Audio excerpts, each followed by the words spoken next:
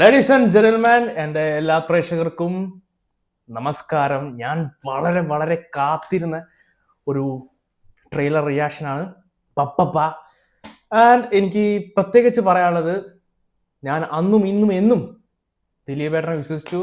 പുള്ളി നിരപരാധിയാന്ന് തെളിഞ്ഞു. ഇനി ഇതിന്റെ മേലെ 100 വർത്തമാനം പലരും പറഞ്ഞു വരുന്നത് എനിക്ക് 100% ഉറപ്പാണ്. ഒന്നും എനിക്ക് പറയാനില്ല. വിവരം എന്ന് പറഞ്ഞ സാധനം ഇല്ലാത്തവന്മാർ, എനിക്ക് അത്രേ പറയാനുള്ളൂ. കാരണം നിങ്ങളൊന്ന് ആലോചിച്ചാൽ മതി. എടാ, ഈ മീഡിയ ഇത്രയും വർഷം അവർ ചെയ്തത് കേസ് തെളിയിക്കാൻ വേണ്ടിയിട്ടല്ല മക്കളെ, പുള്ളിനെ കൊടുക്കാനാണ്. 8 വർഷമാണ് പുള്ളി ഇതിന് പിന്നാലെ കഷ്ടപ്പെട്ട് നടന്ന് നിരപരാധിയാന്ന് തെളിയിക്കാൻ വേണ്ടി. എനിക്കറിയാം ഇത് എത്ര പേര് ഇന്നാലും വിശ്വസിക്കത്തില്ല, പുള്ളി തന്നെയാണ് കുറ്റക്കാരെന്ന് വിശ്വസിക്കും. ഇവരോടൊന്നും എനിക്ക് ഒന്നും പറയാനില്ല. നിങ്ങൾ വിശ്വസിക്കുകയേ വേണ്ട, നിങ്ങൾ ഇഷ്ടമുള്ള വിശ്വസിച്ചോ. എന്തായാലും 6 പ്രതികളെ കോടതി ശിക്ഷിച്ചല്ലോ, അതിലൊന്നും ഇവർക്ക് സന്തോഷമില്ലപ്പാ. അതിലൊന്നും അവർക്ക് വേണ്ടത് ദിലീപ് ജയിലിൽ പോകണം, എന്നാലേ അവർ ഹാപ്പിയാവും. ഞാൻ ഇതിൽ കൂടുതലൊന്നും പറയുന്നില്ല. ഞാനിവിടെ വന്ന് ട്രെയിലർ റിയാക്ഷൻ ചെയ്യാനാണ്. ഓക്കെ, നമുക്ക് ട്രെയിലർ റിയാക്ഷൻ ചെയ്യാം. Okay guys, okay. കണക്ട് ചെയ്തിട്ടുണ്ട്.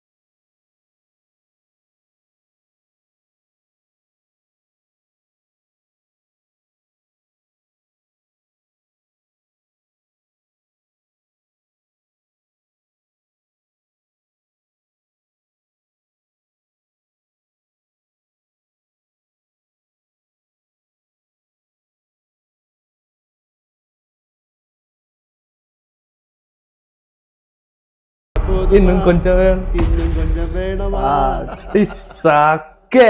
കിടിലൻ ട്രെയിലർ. എന്റെ മോനെ കിട്ടു. എനിക്കിത് ഒരു വട്ടം കൂടി കാണണം.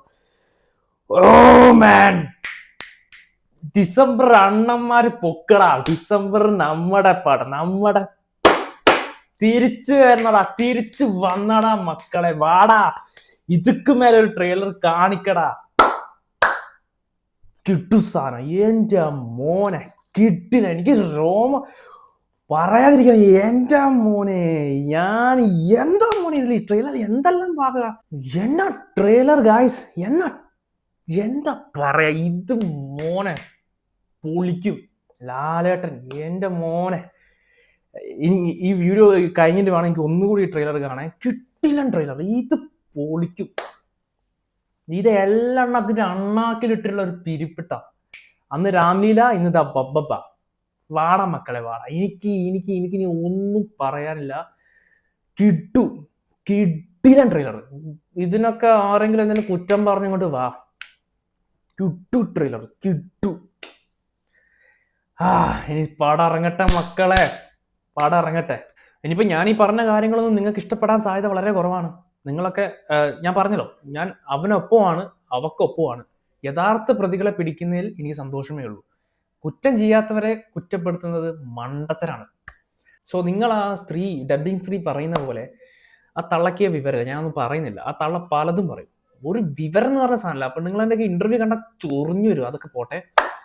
സോ യഥാർത്ഥ പ്രതികളെ പിടിക്കണം എന്നാണ് എനിക്ക് പറയാനുള്ളൂ. യഥാർത്ഥ പ്രതികളായ 6 പേര് പിടിക്കപ്പെട്ടു. ഇനി ഗൂഢാലോചന ചെയ്തവരും ദിലീപിനെ കൊടുക്കാൻ നോക്കിയവരും പിടിക്കപ്പെടണം.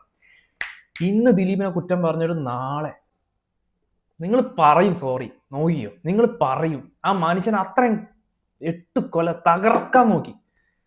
8 കൊല്ലം പുള്ളി പോയ മാനസികാവസ്ഥ, പുള്ളിയുടെ എത്ര ബിഗ് ബഡ്ജറ്റ് പ്രൊജക്റ്റാ പോയത്. ആൻഡ് ഭാവന കടന്നുപോയത് വളരെ വളരെ വളരെ വളരെ മോശം സിറ്റുവേഷനിൽ കൂടിയാണ്. അങ്ങനെ ഇനി ഒരാളും പോകരുതേ എന്ന് പ്രാർത്ഥിക്കുന്നു. ദിലീപ് ഏട്ടനും പോയതും വളരെ വളരെ മോശം സിറ്റുവേഷനാണ്. അതുപോലെ ഇനി ഒരാൾക്കൊരു അനുഭവം വരല്ലേ എന്ന് ഞാൻ പ്രാർത്ഥിച്ചുകൊണ്ട് ഞാൻ എൻ്റെ വീഡിയോ അവസാനിപ്പിക്കുകയാണ്. അടുത്ത വീഡിയോ കാണുന്നവരെ എല്ലാവർക്കും ബൈ.